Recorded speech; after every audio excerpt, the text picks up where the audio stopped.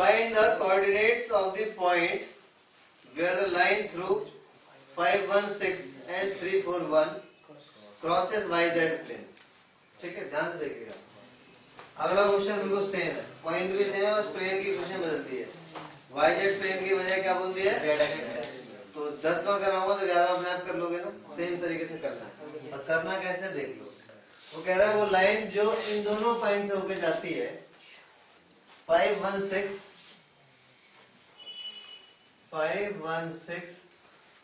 और दूसरा पॉइंट है 341। ठीक है, एक लाइन जो इन दोनों पॉइंट से होकर जाती है और उस पॉइंट की कोऑर्डिनेट निकालो जब ये लाइन YZ प्लेन को क्रॉस करेगी, यानी उसके हिसाब से ये लाइन YZ प्लेन को क्रॉस कर रही है, YZ प्लेन को क्रॉस कर रही है। तो इस पॉइंट के कोऑर्डिनेट चाहिए, P के कोऑर्डिनेट चाहिए। ध्यान समझना, इंपॉर्टेंट सवाल है।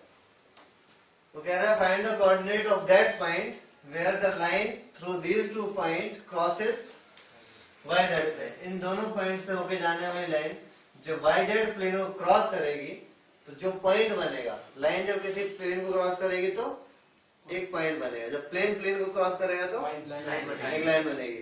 तो एक लाइन जब प्लेन को क्रॉस करेगी तो जिस पॉइंट पे क्रॉस करेगी उस पॉइंट की कोऑर्डिनेट निकालना है। क्वेश्चन समझ में आ गया? अब इस पॉइंट में x y z तीनों होंगे, वो तीनों वैल्यू चाहिए। वो उसमें से एक वैल्यू तो क्लियर पता चल रही है, x0। समझ में आ रहा है?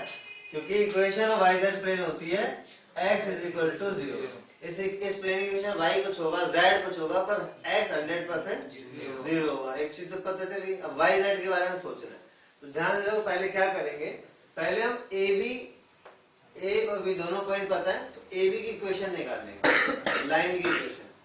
तो अंकित बताएगा equation of a line passes through 2 point. Vector की Cartesian x minus x1। Equation of line passes through 2 points. ठीक है, फॉर्मूला लिखेंगे x minus x1 upon x2 minus x1। x2 minus x1 y minus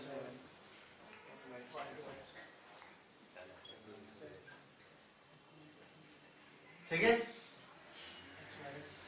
x minus ये x1 y1 z1 है, वो x2 y2 z2 है। ठीक है, ये है x1 y1 z1, दोनों पॉइंट पता है हमें, x2 y2 z2। इसलिए इक्वेशन ऑफ लाइन AB, हमने जो नाम रखा उसके हिसाब से AB की इक्वेशन मतलब क्या है? x minus 5 upon 3 minus 5, y minus 1 upon 4 minus 1, z minus 6 upon y minus 6। ठीक है। तो x minus 5 upon minus 2, y minus 1 upon 3, z minus 6 upon minus 5। यहाँ तक समझ में आ गया? ये हमने किस लाइन की इक्वेशन निकाल ली है? AB। अच्छा, ये क्योंकि रेशियो के फॉर्म में तो हम इसको मान लेते हैं लैम्डा। ये तीनों इक्वली तो होंगे, तो इसको हमने क्या मान लिया? लैम्डा एज्यूम कर लिया। अब general point on the line निकालेंगे। जनरल पॉइंट कैसे निकाल? जनरल पॉइंट का मतलब x y z। General point का मतलब x y z। ठीक है, तो general point on this line, general point होता है x y z की वैल्यू, तो डायरेक्ट लिख दो। जनरल पॉइंट होता है x y z। तो बताओ x क्या आएगा? x माइनस 5 अपॉन 2 को लैम्डा के बराबर लिखेंगे, माइनस 2 लैम्डा और 5 को उधर भेज दोगे। इस लाइन की इक्वेशन से जनरल पॉइंट निकालना। जनरल का मतलब x y z जो किसी भी कहीं पर भी हो सकते हैं। तो x आ रहा है माइनस 2 लैम्डा प्लस 5, ये हुआ x। y कैसे लिया? 3 को करो और 1 को ले जाओ, 3 lambda plus 1 minus 5 lambda plus 6। यहाँ तक समझ में आ गया? तो ये जो हमने अभी निकाला है इसको कहते हैं general point on the line. General point on the line means this point satisfies each and every point on this line for different values of lambda. x की different values, भाई ये पॉइंट रिप्रेजेंट कर रहा है, यहाँ तो x y z same ही है, तो ये अलग अलग कैसे हो जाएगा, डिपेंड करेगा लैम्डा की वैल्यू पे. क्लियर हो गया? तो this is a general point जो इस लाइन के ऊपर हर कहीं है, हर जगह होगा. इसी से हर जगह वाला पॉइंट निकलेगा, यहाँ पर भी निकलेगा, ये भी निकलेगा, पर लैम्डा की वैल्यूज अलग अलग होगी. तो हमें किस जगह का लैम्डा चाहिए? P का. शाबाश, P का लैम्डा चाहिए. इस P, ये जनरल पॉइंट जब P वाले के यहाँ पे कोइंसाइड कर रहा होगा तब लैम्डा क्या रहा होगा, समझ में आ रहा है? और इस वाले P वाले पॉइंट का लैम्डा चाहिए तो वो तो बहुत इजी है. P वाला पॉइंट YZ प्लेन पे लाई कर रहा है और YZ प्लेन की इक्वेशन होती है x is equal to 0. YZ कुछ होता होगा पर x तो पक्का 0 होता है. तो इक्वेशन उसकी होती है x इज इक्वल टू 0. समझ में आ रहा है? जिसका मतलब P जब इस प्लेन पे लाई कर रहा है तो P पॉइंट का x भी 0 होगा और ये जनरल पॉइंट है, तो इसमें लैम्डा भी हमें चाहिए तो P की कोऑर्डिनेट आ जाएंगे. तो यानी x को 0 करने से आपको लैम्डा पता चलेगा. ठीक है,